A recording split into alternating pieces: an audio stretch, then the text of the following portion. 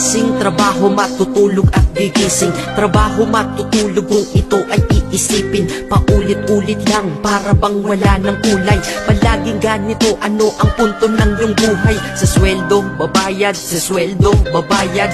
Kakasweldo lang pero ubos ang pera kagad. Ito ba talaga ang binigay na kapalaran? Hindi ka mabubuhay kung hindi mo babayaran. Mahirap pala to, sana maaga kong nalaman. Para kang malayang preso pag di ka anak mayaman. Dahil aking napuna kapag bumiyahe sa umaga. Mga tao sa paligid ko hindi rin maligaya. Tayo ay mga alipin sa moderno na lipunan. Magandang kinabukasan kailangang pag-ipunan. Pero pagkatapos nun, ano ba ang kasunod? Ika'y magkakasakit, mamamatay ka ng pagod. Di ba napakalupit? Ganito ba talaga? Habang nabubuhay ka, pera ang mahalaga. Kaya magtrabaho ka, magbanat ka ng buto. Yan ang salitang maririnig mo sa buong mundo.